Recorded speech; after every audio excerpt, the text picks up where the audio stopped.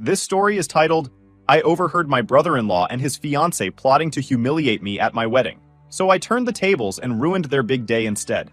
Alright, let me start with a little background because you need to understand just how much James's brother, Brad, has been a pain in the neck for as long as I've known him. I'm Kelly, 24, and I'm recently got married, to James, who's 25. We've been together since high school, and James is honestly the best thing that's ever happened to me. He's kind, hardworking, and just an overall amazing guy. But his brother Brad? Let's just say the guy is the human equivalent of a thorn stuck in your shoe.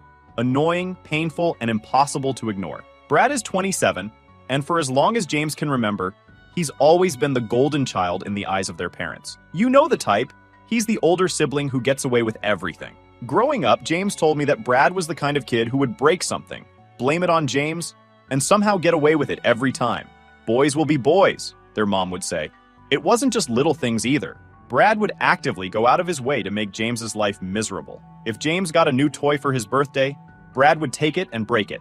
If James made a new friend, Brad would swoop in, charm them, and make James feel like the outsider. As they got older, it didn't get any better. Brad would pick on James in front of his friends, calling him things like mama's boy or softy, because James wasn't into the whole macho brooding persona Brad had going on. James, being the good guy he is, tried to brush it off, but I could tell it bothered him. Who wouldn't be hurt when your own brother treats you like crap? Now, Brad's life is, well, it's a mess. He hops from one dead-end job to another because he can't hold down a position for more than a few months. He's the kind of guy who walks into work late and acts surprised when he gets called out for it. He has this cocky attitude, like he's too good for rules or responsibilities, but somehow their parents still make excuses for him. Brad's just figuring things out, they'll say, as if being an inconsiderate jerk is a phase he'll eventually grow out of. When it comes to relationships, Brad's track record is even worse. He's had more girlfriends than I can count, and every single one of them left him for good reason. Brad has this ability to charm women at first. He's got the looks, the smooth talk, and that fake confidence that draws people in. But once they're hooked, he shows his true colors. He's controlling, manipulative, and an expert at gaslighting. Alright, so let me tell you about the moment Stephanie entered the picture about 6 months ago. Because trust me, it was a game changer. Before her, Brad's girlfriends were like revolving doors. Here one day, gone the next. It was almost like a running joke in James's family. Every holiday or family event, Brad would show up with someone new, introduce them like they were the love of his life. And then a couple of months later, it was like they never existed. But Stephanie? Oh, she was different. Not in a good way, though. From the moment Brad introduced her at a family BBQ, it was clear this wasn't your average short-term fling. She had this air about her, like she thought she was better than everyone else in the room. And the way she looked at people, it wasn't curiosity or friendliness, it was pure judgment, like she was scanning the crowd for someone to pick apart.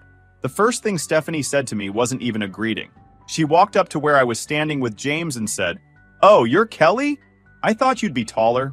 I was so thrown off that I just laughed awkwardly.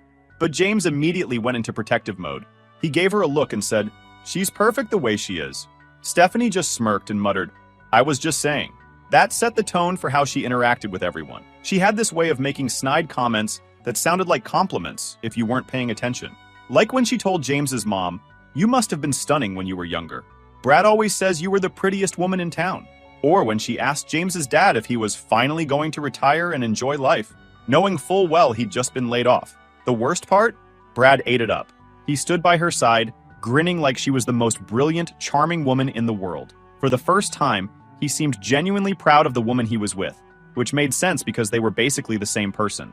They both loved stirring the pot and making themselves the center of attention. Stephanie wasn't just a mean girl, though. She was calculated. You could tell she studied people, figured out their insecurities, and then used them to her advantage. Over the next few months, every time we saw her, she managed to create drama without ever being directly involved. She'd plant little seeds of doubt or gossip, then sit back and watch the chaos unfold. One time, during a family dinner, she casually mentioned how James must have been such a mama's boy growing up, because he was so kind and sensitive. She said it like it was a compliment, but Brad jumped on it, laughing and saying, "Oh, you don't even know the half of it. He used to cry if mom didn't cut the crusts off his sandwiches." The whole table laughed, but I could see James was uncomfortable. Stephanie just smiled sweetly, like she had no idea she'd started it. She also had a habit of trying to one-up people. If someone mentioned a new job or accomplishment, Stephanie would find a way to make it about her or Brad. Like when James told the family he'd gotten a promotion at work. Everyone was genuinely happy for him, except Stephanie. She immediately turned to Brad and said, "Didn't you almost get promoted last year, babe? You totally should have if your boss wasn't such an idiot." It was like she couldn't stand the idea of anyone else getting attention.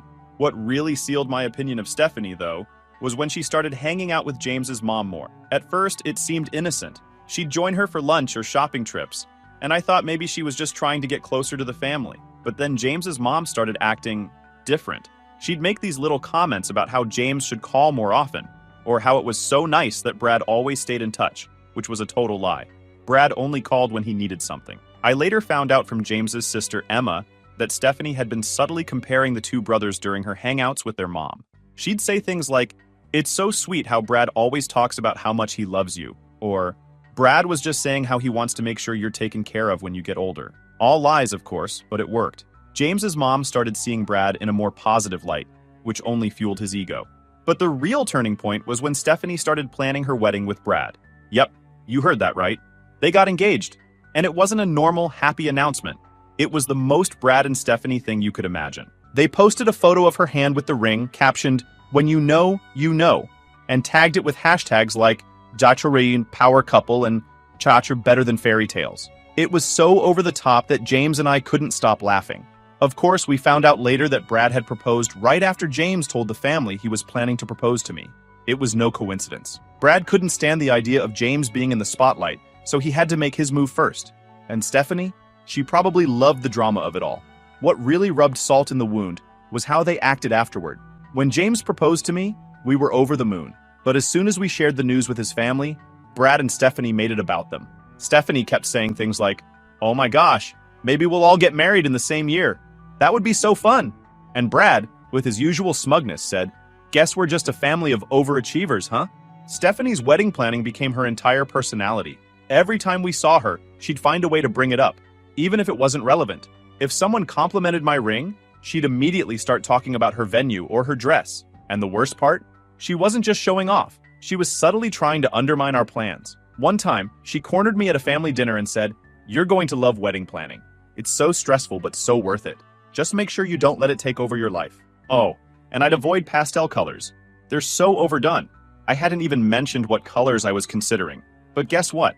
I'd been leaning toward pastels. It was around this time that I started noticing how little Stephanie actually knew about Brad's past. She seemed completely unaware of his long list of exes and the drama he'd left behind. She talked about him like he was some kind of saint, saying things like, "Brad has such high standards. That's why he didn't settle down before me." I had to bite my tongue to keep from laughing. High standards? The guy had dated half the county and cheated on most of them. Stephanie was living in a bubble, completely blind to who Brad really was. And honestly, I couldn't wait for that bubble to burst. If she wanted to be part of the Brad show, she'd have to deal with everything that came with it. Little did she know, her big debut was just around the corner, and it wasn't going to go the way she thought. Okay, so let's get into the good part. By now, you probably have a pretty good idea of how Brad and Stephanie operate. They're not just the type of people who crave attention. They're the kind who need to dominate every single moment, even if it means ruining someone else's. And when it came to our engagement, they weren't content with just stealing the spotlight. No, they wanted to sabotage us completely. It started at our engagement party. James and I had planned this small get-together with close friends and family to celebrate the big news. Nothing fancy, just some food, music, and good vibes. Of course, we invited Brad and Stephanie because, well, they're family, and we figured it'd look bad if we didn't. In hindsight, I wish we'd just forgotten to send their invite. When they arrived, it was clear they weren't there to celebrate us. Stephanie showed up in this glittery dress that screamed, "Look at me," and Brad had his usual smug grin plastered across his face. Within 5 minutes, they were already working the room, talking to everyone about their engagement. It was exhausting.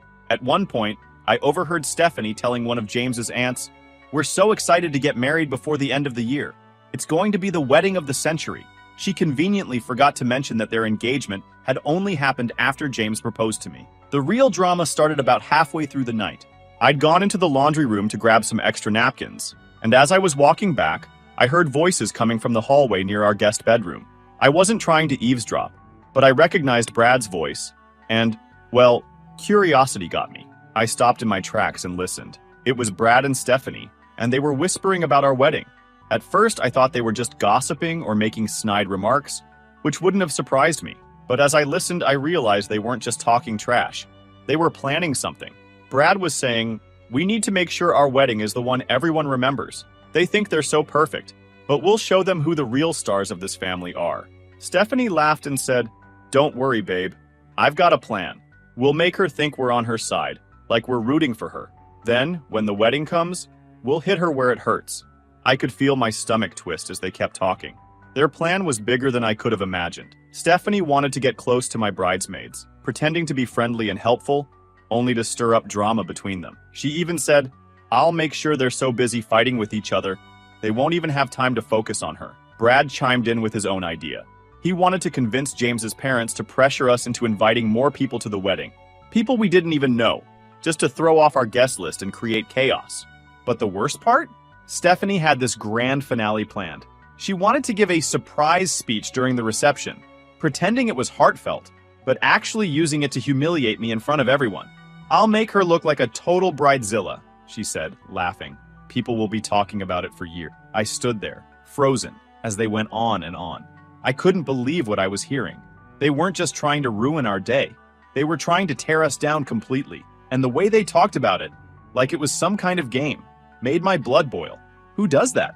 When they finally left the hallway, I slipped back into the party like nothing had happened. I didn't want to cause a scene, not yet anyway. I spent the rest of the night trying to act normal, but inside I was fuming. As soon as everyone left, I sat James down and told him everything. At first, he thought I was exaggerating. "Maybe they were just joking," he said, always trying to see the best in people. But when I repeated their exact words, his face went pale. "They're unbelievable," he muttered, shaking his head. "Why can't they just leave us alone?" We spent hours talking about what to do. James wanted to confront them right away, but I stopped him. I knew Brad and Stephanie would deny everything and twist it around to make us look like the bad guys. That's their specialty, playing the victim. Instead, I suggested we let them think they were getting away with it. If they wanted to play dirty, we'd play smarter. We decided to act like we hadn't heard anything. James would keep his distance from Brad, and I'd be polite but distant with Stephanie. Meanwhile, I started making plans of my own. If they wanted to mess with our wedding, I'd make sure their wedding was the one nobody forgot, for all the wrong reasons. I started digging into Brad's past relationships. He had a long list of ex-girlfriends, and I figured some of them might still hold a grudge. It wasn't hard to find them. Social media made it easy. I reached out to a few, carefully explaining who I was and why I was contacting them. To my surprise, almost all of them were more than willing to talk. Turns out Brad had burned a lot of bridges, and these women were more than happy to help me expose him. One of them, Amy, told me about how Brad had cheated on her with 2 different women at the same time. "He made me feel like I was crazy for suspecting anything," she said. "I can't believe Stephanie is falling for his act." Another ex, Becca, laughed when I told her what I was planning. "Oh, I'm in," she said. "That guy deserves whatever's coming to him." Within a week, I'd assembled a small army of Brad's scorned exes. We created a group chat to coordinate everything. And let me tell you, these women were hilarious. The way they roasted Brad was better than any stand-up routine I'd ever seen. But we weren't just there to laugh. We had a mission. And when Brad and Stephanie's wedding day rolled around, we were ready. By the time their wedding invitations went out, I knew everything I needed to know. Stephanie was oblivious to Brad's history. She genuinely thought he was some kind of misunderstood prince. I almost felt bad for her. But then I remembered how she'd laughed about humiliating me at my own wedding. Whatever sympathy I might have had disappeared. Their wedding was set for a month before ours, and it was shaping up to be as over-the-top as you'd expect. They bragged about their fancy venue, their guest list, and how perfect everything was going to be. Stephanie even made a point of telling me how stressful planning a wedding was, as if I hadn't already started working on mine. "Don't worry, Kelly," she said with a fake smile. "I'm sure your wedding will be cute in its own way." I just smiled back, knowing she had no idea what was coming. Brad and Stephanie wanted to play dirty? Fine. But they were about to learn that messing with us was the biggest mistake they'd ever made. Alright, so let me walk you through Brad and Stephanie's wedding day. Because not only was it the most satisfying train wreck I've ever witnessed, but I was there to see it all unfold. Their wedding was everything I hoped it would be. A total disaster, but one where they couldn't run away from the mess they'd created. James and I showed up, acting like the supportive family members we were supposed to be. I wore a simple dress, and James looked sharp in his suit. We didn't want to draw attention to ourselves, but I had a hard time keeping a straight face knowing what was about to go down.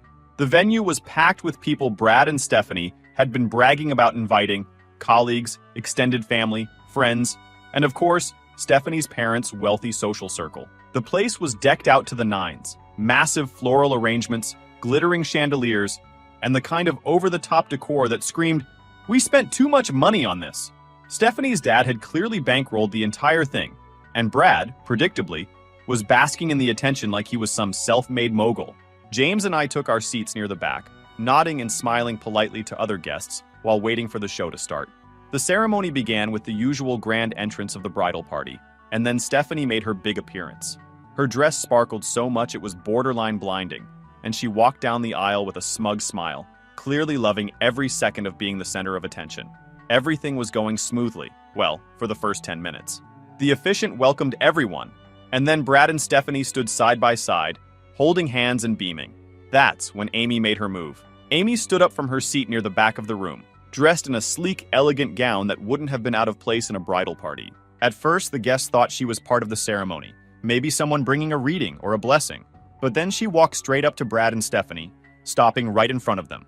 "Brad," she said, her voice clear and steady, "before you make any promises today, I think everyone here deserves to know the kind of promises you've broken." You could hear a pin drop, Brad's face drained of all color, and Stephanie's brow furrowed as she tried to figure out what was going on. Before anyone could stop her, Amy pulled out an envelope and handed it to Brad. He hesitated, but Stephanie snatched it and tore it open, pulling out a series of handwritten letters. "What is this?" Stephanie snapped, flipping through the pages. "They're love letters," Amy explained, her voice calm but cutting. "Letters Brad wrote to me while we were dating. Oh, and to several other women, while he was also dating me." The crowd erupted into whispers. Stephanie's hands shook as she skimmed one of the letters, her eyes narrowing with every word. Brad tried to grab the envelope, but Amy held firm. "You might want to let her finish," she said with a cold smile. "It gets better." Becca, the second ex, stood up then, striding confidently down the aisle. She too was dressed impeccably, and she held an envelope of her own. "Hi, Stephanie," Becca said sweetly, her voice dripping with faux sympathy. "I'm Becca. I dated Brad for about 6 months. During that time, he told me he was saving up for our future. Turns out he was just borrowing money from me to take another girl out on dates." Stephanie's jaw dropped. "Is this true?" she hissed at Brad. "How many of these are there?" Brad stammered. It's not what it looks like. They're lying." One by one, more of Brad's exes stood up, each carrying their own envelope. Lisa walked down the aisle next, her heels clicking loudly against the marble floor. She handed her envelope to Stephanie, who was now visibly shaking. "You don't know me," Lisa said, "but I know Brad all too well. He promised me the world while he was sneaking off to see other women. Here's a list of their names. He gave them cute little nicknames in his phone so I wouldn't figure it out." At this point, the officiant looked completely lost, and the guests were openly gossiping. Phones were out, capturing every second of the chaos. Stephanie's parents looked horrified, whispering furiously to each other, while Brad's parents sat frozen, staring at their son as if seeing him for the first time. Danielle was the last to stand up. She didn't have an envelope, but carried a single sheet of paper. "This one's my favorite," she said, holding up what turned out to be a printed screenshot of a dating app conversation. "This is Brad matching with me on Tinder, while he was already living with one of his exes. Recognize this, Brad?" The crowd gasped. Stephanie threw the envelopes onto the floor, her face red with fury. "How could you?" she spat at Brad. "Are these women lying? Or is this just a giant coincidence?" Brad looked like a deer caught in headlights. "I can explain," he stammered. "They're all just jealous. They're trying to ruin my life." "Oh, please," Amy snapped. "You ruined your own life, Brad. We're just here to make sure no one else gets hurt." Despite the chaos, Stephanie didn't storm off. No, she stood there, fuming, glaring at Brad like she wanted to murder him. "Fine," she said through gritted teeth. "We'll deal with this later. Let's just finish the ceremony." The officiant awkwardly cleared his throat and tried to regain control of the room. Shall we continue?" he asked, glancing nervously at the bride and groom. Brad nodded weakly, while Stephanie forced a tight-lipped smile. The guests were still whispering, and a few even left, clearly too uncomfortable to stick around. But the ceremony limped on, the vows rushed and robotic, and the atmosphere completely ruined. When it was finally over, the reception began, but no one cared about the couple anymore. The gossip was all about Brad's past. Every table was buzzing with conversation about the exes, the letters, and the lies. People kept glancing at Brad and Stephanie, who were doing their best to act like everything was fine. It wasn't. James and I stayed just long enough to enjoy the awkwardness before quietly slipping out. On the way home, we laughed until our sides hurt. Brad and Stephanie had wanted their wedding to be unforgettable, and in a way, they got their wish, just not the way they'd planned. After Brad and Stephanie's wedding disaster, you'd think they'd crawl into a hole and try to lay low for a while, but nope, they came out swinging, desperate to figure out how their perfect day had turned into a complete circus. I mean, I'll give them credit. They didn't pack up and leave town out of embarrassment, but honestly, maybe they should have. The first few days after the wedding were pretty quiet on our end. James and I carried on as usual, trying not to laugh every time we thought about what had happened. We didn't hear a peep from Brad or Stephanie, but the group chats were buzzing. Apparently, everyone in their social circle was talking about the exes, the letters, and the sheer audacity of the whole thing. Stephanie's parents were furious, not at Brad, which they should have been, but at the humiliation they felt in front of their fancy friends. By midweek, the silence broke. Stephanie started posting vague, passive-aggressive comments on social media about fake people and how she'd never let anyone ruin her happiness. Brad, on the other hand, wasn't subtle at all. He posted a whole rant about how some jealous, bitter women had tried to sabotage him and Stephanie, but failed because love always wins. The comment section was a mix of people supporting him, mainly his clueless friends, and others hinting that maybe he wasn't as innocent as he claimed. James and I kept our heads down, liking a few generic posts here and there to avoid suspicion. But then, Brad and Stephanie started sniffing around. It started with a random call from Brad. James answered it while we were making dinner, putting the phone on speaker. So, Brad started awkwardly, "How'd you guys enjoy the wedding?" James gave me a look but played it cool. "It was nice," he said. "The venue was beautiful." "Yeah, thanks," Brad replied, his tone shifting. "So, you guys didn't notice anything weird? Like during the ceremony?" "Weird? No, why?" James asked, perfectly innocent. "Oh, nothing," Brad said quickly. "Just thought you might have heard some rumors or something. You know, people can be jealous." I had to bite my lip to keep from laughing. Brad was fishing, and James wasn't taking the bait. "I didn't hear anything," James said casually. "Everything seemed fine to me." Brad let out a forced laugh. Yeah, that's what I thought. Anyway, see you around." He hung up, and James and I burst out laughing. But that wasn't the end of it. Over the next few days, Brad and Stephanie started asking other family members if they knew anything about the exes showing up. Word got back to us that they were convinced someone had orchestrated it, but had no idea who. Stephanie apparently suspected one of her bridesmaids, but Brad had his sights set on James and me. "They think we did it," I told James one night after his sister Emma called to update us. "Let them think it," James said, smirking. "They can't prove anything." For a while, it felt like we were in the clear. That is, until James's parents called and asked us to come over for dinner. Now, let me tell you something about James's parents. They've always tried to stay neutral when it comes to Brad and James's sibling drama, but I could tell from the moment we walked into their house that they were gearing up for a serious conversation. Dinner was tense. Normally, his mom would be chatting about her garden or their latest Netflix obsession, but she barely said a word. His dad was equally quiet, which is rare for him. After dinner, his mom cleared her throat and said, "So, we've been hearing some things about Brad's wedding." James played dumb. "Oh? What kind of things?" She sighed.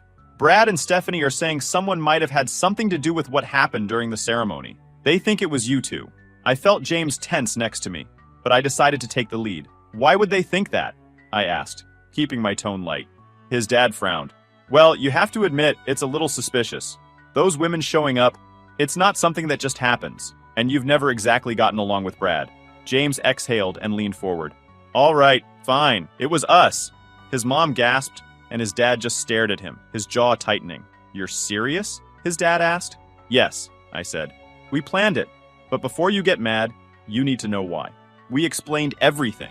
How I'd overheard Brad and Stephanie plotting to humiliate us at our wedding, how they wanted to ruin my relationships with my bridesmaids, and make a spectacle out of us during our reception. I told them about the awful things they said, how they laughed about it like it was some big joke, and how I knew we had to stop them before they got the chance. James chimed in saying, "We didn't want to do this, but they left us no choice. They've been trying to one-up us and tear us down for years. This wasn't about revenge, it was about protecting our day." His mom looked horrified, not at us, but at the idea that Brad and Stephanie would do something so cruel. "Are you sure they were really planning all that?" she asked. "I heard them say it," I said firmly. Every word. They didn't care about how it would hurt us. They just wanted to make our wedding a joke. His dad rubbed his temples, clearly trying to process everything. You shouldn't have stooped to their level, he finally said. But I can't say I blame you. His mom nodded slowly. It's hard to hear, but if what you're saying is true, I understand why you did it. I just wish things hadn't come to this. The conversation ended on a tense but understanding note. They didn't condone what we did, but they couldn't deny that Brad and Stephanie had pushed us to the edge. We left their house feeling a little lighter, knowing they weren't going to defend Brad this time. Over the next few days, things settled down. Brad and Stephanie were still sniffing around for answers, but James's parents didn't give them any hints. Emma called us to say their mom had pulled Brad aside and told him to stop harassing the family about the wedding. Apparently, Brad had the nerve to act offended, saying he was the victim, but she shut him down pretty quickly. As for Stephanie, she started posting less and less on social media, and when she did, it was all overly cheerful, like she was trying to prove how happy she was. But the cracks were starting to show. A mutual friend told us she'd been complaining to anyone who'd listen about how someone ruined her big day and how unfair it was. Meanwhile, her parents were pressuring Brad to fix things because they didn't want their family name dragged through the mud. James and I, on the other hand, were focused on our wedding. With Brad and Stephanie's chaos behind us, we could finally enjoy the planning process. We kept everything low-key and intimate, making sure only the people we trusted were involved. And the best part? We didn't have to worry about Brad and Stephanie showing up. But of course, this wouldn't be the last time they tried to insert themselves into our lives. They had one last trick up their sleeve, and while it didn't go the way they planned, it made for an unforgettable finale. It started with an odd phone call. James got a message from an old coworker he hadn't spoken to in years, congratulating him on the wedding and saying, "I'm looking forward to seeing you both there." Confused, James called him back and asked how he knew about the wedding. Turns out, Brad and Stephanie had somehow gotten hold of our guest list and venue details, and sent out fake invitations under other people's names. At first, we didn't even believe it. Who does that? But when a couple of other guests mentioned they'd received duplicate RSVPs with slightly different details, we knew Brad and Stephanie were behind it. Their plan was obvious: sneak in under fake names, cause a scene, and ruin our day. Thankfully, we were prepared. After Brad and Stephanie's wedding fiasco, we decided to take every precaution to keep them out of ours. We'd hired security for the venue, and every guest was required to check in with ID at the door. It felt a little extreme at first, but now we were grateful we'd gone the extra mile. On the day of the wedding, everything started off perfectly. James and I were both excited and nervous in that giddy pre-wedding way. Guests began arriving, and security was doing an amazing job keeping things organized. It was shaping up to be the best day of our lives. And then they showed up. I didn't see it happen myself, but I heard about it from our wedding planner, who came rushing over to me with wide eyes. "We have a situation at the entrance," she said. "There's a couple trying to get in, claiming to be family." My stomach dropped. "Is it Brad and Stephanie?" I asked. She nodded. James and I had already agreed to let security handle them, so I told her to stick to the plan. "Just make sure they don't get in," I said. "We're not dealing with them today." Meanwhile, at the entrance, Brad was putting on his best performance. Dressed in a sharp suit, he was trying to convince the security team that he was James's brother and had every right to be there. "This is family business," he argued, his voice growing louder with every word. "You can't keep me out of my own brother's wedding." Stephanie stood next to him in a sleek dress, arms crossed and looking furious. "We're on the guest list," she snapped. "This is ridiculous." The head of security, a no-nonsense guy we'd hired specifically for situations like this, didn't budge. "Your names aren't on the list," he said firmly, "and without an invitation or proper identification, I can't let you in." Brad's face turned red, and he launched into a rant about how family doesn't need an invitation. Stephanie, meanwhile, completely lost her cool. "This isn't over!" she screamed, pointing a perfectly manicured finger at the security guard. "You'll regret this." The guard calmly escorted them back to their car, ignoring their threats and protests. By the time they finally drove off, half the guests were already inside, oblivious to the drama unfolding outside. The rest of the day was perfect. I mean, absolutely perfect. Once James and I were standing at the altar, nothing else mattered. Surrounded by friends and family who genuinely loved and supported us, we celebrated our relationship and the life we were building together. The ceremony was beautiful, emotional, and exactly what we'd dreamed of. A few days after the wedding, word started getting around about what had happened at the entrance. Some guests had seen Brad and Stephanie being turned away and had no problem sharing the details. The story spread fast, and people were eating it up. Apparently, Brad and Stephanie had been ranting to anyone who would listen about how unfair it was that they weren't allowed in. But instead of getting sympathy, they just made themselves look even more pathetic. It didn't take long for the cracks in their relationship to show. Stephanie, who had always prided herself on appearances, was mortified by how they'd been humiliated. Twice now. About a month after the wedding, we heard from a mutual friend that Stephanie had finally had enough. She dug a little deeper into Brad's past and found out just how much he'd lied to her. About his finances, his relationships, and even his role in their own wedding planning. Apparently, she confronted him in a spectacular blowout fight, packed her things, and left him. From what we heard, Brad was devastated, or as devastated as someone like him could be. He tried calling her, messaging her, even showing up at her parents' house, but she was done. For the first time in his life, Brad was facing the consequences of his action, and there was no one left to clean up his mess. As for James and me, we're happier than ever. Our wedding was everything we'd hoped for, and we've spent the months since enjoying married life without Brad and Stephanie's drama weighing us down. Cutting them out of our lives was the best decision we ever made. They tried to ruin our happiness, but all they did was destroy their own. Sometimes poetic justice isn't just satisfying, it's absolutely necessary.